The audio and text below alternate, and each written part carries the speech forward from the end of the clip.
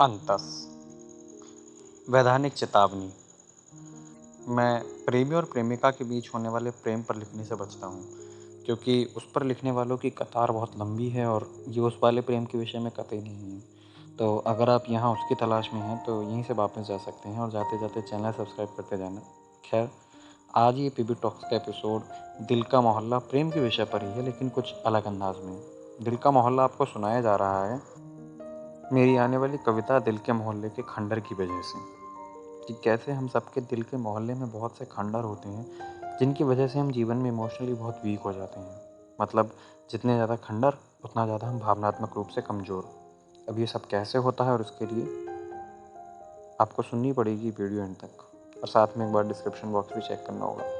तो आपने सभी ने बॉलीवुड की मूवीज़ में, कविताओं, कहानियों, शेरों शायरियों में सुना है कि तुम मेरे दिल में रहते हो, या हम आपके दिल में रहते हैं, या मेरे दिल में मेरे माता पिता बसते हैं, भारत माता मेरे दिल में है, या देश मेरे दिल में है, या कोई भी ऐसा इंसान, चीज़, सपना जिसे आप बहुत ज़्यादा चाहते हो, उसके विषय में हम कहते हैं कि ये मेरे दिल में रहता है, दिल में बसता है। लेकिन कहाँ, ये सब कहाँ रहते हैं? बस इसी का जवाब है दिल का मोहल्ला। तो विज्ञान की शाखा जीव विज्ञान हमें सिखाती है कि दिल का काम होता है रक्त माने खून को शरीर के अलग अलग हिस्से में पंप करके पहुंचाना, और बस यही एक काम दिल करता है। बाकी ये जो प्यार व्यार, चाहत, ख्वाब, ख्वाहिशें, ये सब दिल के डिपार्टमेंट में नहीं आता, साइंटिफिकली तो कतई नहीं आता। उसी तरह दिल 4 हिस्सों से मिलकर बना होता है, 2 आलिंद माने आर्टरियम, 2 निलय माने वेंट्रिकल्स। लेकिन चूंकि हम लोगों ने दिल में बहुत सारे लोगों को बिठा रखा है, तो इन 4 हिस्सों में तो ये आने से रहे। इसलिए मानो कि दिल एक मोहल्ला है हमारे शरीर के, शहर का। अलग अलग हिस्सों से इस मोहल्ले में लोग नसों से होते हुए आते हैं। ये जो नसें या कहूँ ब्लड वेसल्स होते हैं, ये रास्ते हैं दिल के मोहल्ले तक पहुंचने के। कुछ लोग आंखों को स्टेशन पर उतरकर दिखने में अच्छे लगते हैं, जिनकी बातें पसंद आती हैं, वो अपनी कार को कानों के पार्किंग एरिया में लगाते हैं। वहीं कुछ लोगों का पकाया हुआ खाना पसंद आता है, तो पक्के तौर पर भी लोग पेट के रास्ते ही आएंगे। और आदमियों के विषय में खास करके ये कहा जाता है कि आदमियों के दिल का रास्ता पेट से होकर जाता है। अलग अलग लोग अलग अलग वजहों से पसंद आते हैं, उन रास्तों से होते हुए दिल के मोहल्ले में आते हैं। और इस दिल के मोहल्ले में बने अलग अलग घर के अलग अलग कमरों में लोगों को अपने हिसाब से आप रहने देते हैं। जो एक जनरल दिल के मोहल्ले की बात मैं कर रहा हूँ, उसमें कई तरह के घर होते हैं। जैसे दिल में सबसे अंदर की तरफ एक बड़ा सा मकान होगा, जो बिल्कुल एक शानदार बंगले की तरह होगा। बहुत सारे कमरे होंगे, बढ़िया किचन, स्विमिंग पूल, गार्डन, सब कुछ होगा।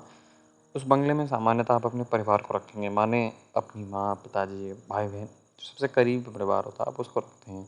कुछ कमरे खाली होते हैं जिसमें आगे जाकर लोग बसेंगे।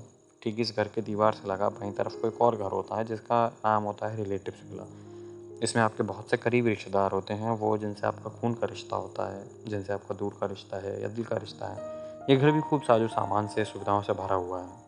बड़े मकान के दाईं ओर एक और बढ़िया सा मकान है, यारों का अड्डा, जिसमें दोस्त रहते हैं। कुछ एक दोस्तों ने कमरे बहुत ही गंदे कर रखे हैं, मतलब बिल्कुल किराए के कमरों वाली हालत है कि अगर बिस्तर पर सोना है तो कुर्सी पर कपड़ों का ढेर रख दो, और अगर कुर्सी की ज़रूरत है तो कपड़ों का ढेर बिस्तर पर डाल दो। वहीं कुछ कमरे बहुत सालों से खुले तक नहीं, कुछ कमरे रेगुलरली खुलते हैं, साफ सफाई होती है, बेड की चादर और घड़ी के सील भी समय समय पर बदलते हैं। वहीं कुछ एक घर ऐसे भी हैं जो बिल्कुल धर्मशालाओं की तरह हैं, होटल रूम्स की तरह।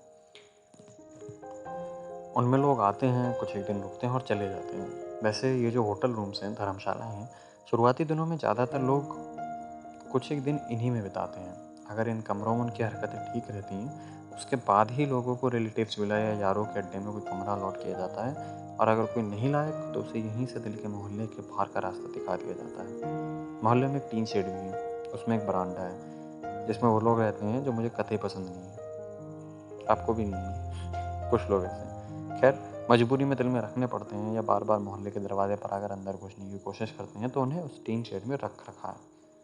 ये दिल के मोहल्ले हम सबके ही अंदर हैं, और कहीं ना कहीं हम सब अलग अलग लोगों के मोहल्लों में, अलग अलग घरों में रहते हैं। लेकिन इन मोहल्लों में बहुत से खंडर होते हैं। जैसे मैंने शुरुआत में बोला कि एक दिल में जितने ज़्यादा खंडर होंगे, वो दिल भावनात्मक रूप से उतना ही कमज़ोर होगा। तो बस इसीलिए मैं आपसे एक बात कहना चाहता हूँ कि अपने दिल में खंडरों को कम से कम करें। कैसे? होता क्या है कि आप किसी इंसान से नया नया रिश्ता जोड़ते हैं, कुछ एक दिन मेहमान खाने, होटल रूम्स में रहने के बाद आप उस इंसान को रिलेटिव्स विला या फिर यारों का अड्डा में कमरा अलॉट कर देते हैं, और आपके दिल में वो आदमी अपना एक हिस्सा बना लेता है, घर बना लेता है। लेकिन ज़रूरी नहीं कि सब लोग बहुत लंबे समय तक आपके साथ रहें। बहुत सारे लोग आते हैं, बस जाने के लिए। इसीलिए जब भी कभी आप किसी को अपने दिल के किसी घर में कमरा दें, तो पहले ये बात देख लें कि ये रुकने वाला है या जाने वाला है।